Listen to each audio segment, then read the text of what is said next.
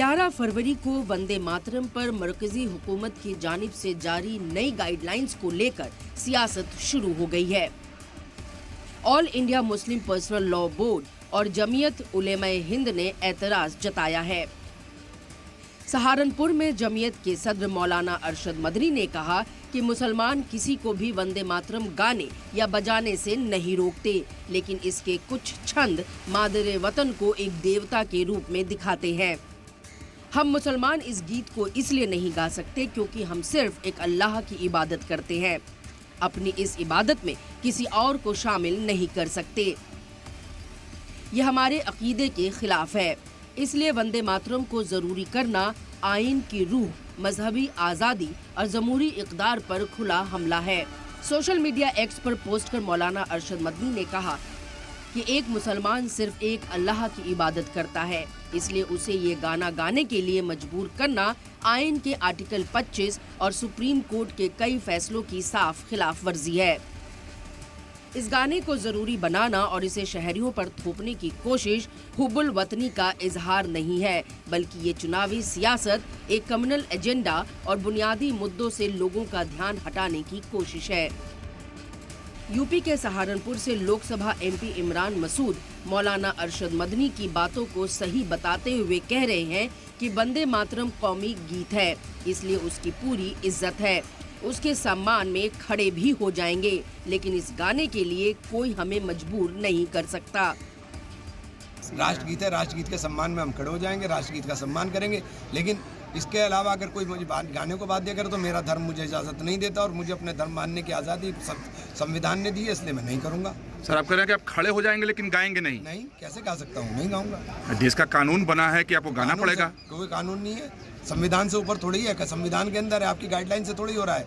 संविधान के अंदर मुझे धार्मिक स्वतंत्रता दी गई है, तो उसी संविधान के दायरे में कानून भी तो बना है। तो संविधान कानून का नाम है, तभी तो बता रहा हूँ, और क्या बता रहा हूँ आपको मैं, जो संविधान के अंदर मुझे दिया गया है, तो आपकी गाइडलाइन थोड़ी होगी, खड़ा हो जाऊंगा मैं। अच्छा, मुस्लिम पर्सनल लॉ बोर्ड ने भी इसका विरोध किया है, इस पर क्या कहेंगे? कोर्ट में जाएंगे। कोर्ट में जाएंगे। जो उनका काम है वो करें, मेरा काम थोड़ी ना है उनका जवाब देना।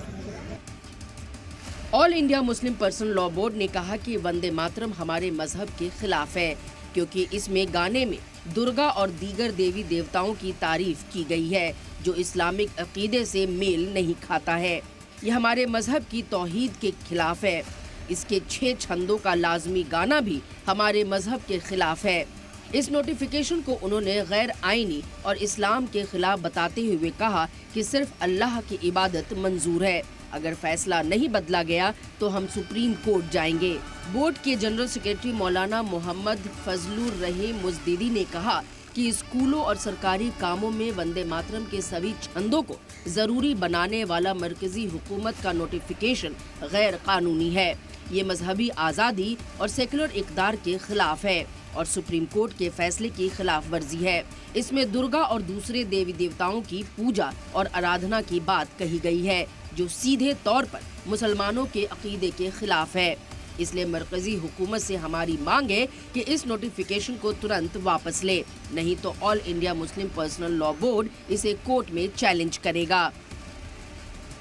तो वहीं इंडियन यूनियन मुस्लिम लीग ने 2 कदम आगे बढ़कर कहा है कि अब मुसलमानों के ऊपर जबरदस्ती हिंदू मिथोलॉजी, हिंदू कल्चर थोपने की कोशिश कर रही है। पिछले कुछ दिनों से कि सारे मुसलमानों पर जबरदस्ती हिंदू माइथोलॉजी, हिंदू मजहब या हिंदू कल्चर को जबरदस्ती थोपने की तैयारी, यानी अगर दूसरे अल्फाज में कहूँ कि जबरदस्ती हिंदू बनाने की कोशिश हो रही है, तो कोई गलत नहीं होगा। ये चीज, ये मतलब एक जबरदस्ती हो रही है। कैसी हुकूमत है, कैसी सरकार है कि जो अपने देश के रहने वालों के साथ इंसाफ नहीं करना चाहती और एक जबरदस्ती वो करना चाहती है। आप माँ मानते हैं, वो आपका, आप किसको क्या मानते हैं वो आप जाने, किस कौन से क्या नाम जमीन को आप माँ मानते हैं, किस दरिया को आप माँ मानते हैं, किस पेड़ को आप माँ मानते हैं, वो तो आप जाने, लेकिन उसको हमारे ऊपर नहीं थोप सकते, ये हम साफ कह देना चाहते हैं। मरकजी हुकूमत ने 11 फरवरी को एक हुक्म जारी कर कौमी गीत वंदे मातरम को कौमी तराने जन गण मन की तरह ही एहतराम करना लाजमी करार कर दिया है। हुक्म के मुताबिक कौमी गीत के सभी 6 अंतरे गाए जाएंगे, जिनका कुल वक्त 3 मिनट 10 सेकंड है। अब तक असल गीत के पहले 2 बंद ही गाए जाते थे। देखिए, हमारा देश अनेकताओं में एकता का देश है, यही हमारी विशेषता है और इसी ने हमारे हिंदुस्तान को इतना खूबसूरत बनाया हुआ है। बहुत से लोग वंदे मातरम को इबादत मानते हैं जमीन की, खास तौर से मुसलमान और हम सब लोग यही मानते हैं कि हम जमीन की पूजा कर रहे हैं, जो हमारे मजहब में अलाउड नहीं है। कोई भी चीज़ जो है ये फोर्सिबली जो है आप लोगों के ऊपर अगर आप इन्फोर्स करना चाहते हैं तो मुझे लगता है ये सही चीज़ नहीं है। जो देशभक्ति है वो दिल के अंदर होनी चाहिए। ऐसा नहीं है कि बीजेपी जिस किस्म की पॉलिटिक्स कर रही है कि मतलब चीज़ों को जो है थोपने की कोशिश की जा रही है, तो मुझे लगता है कि ये गलत है, ये सही नहीं है। और जो देशभक्ति है वो एक शख्स का, एक सिटीज़न का इंटरनल जो है उसकी आस्था का मसला होता है। ये गैर आइनी है यानी गैर कानूनी है। यहाँ पर हमारे मुल्क में तमाम मज़ाहिब के लोगों को, तमाम मज़हब के लोगों को अपने मज़हब पर कायम रहने की और अपने मज़हब पर चलने की आज़ादी है,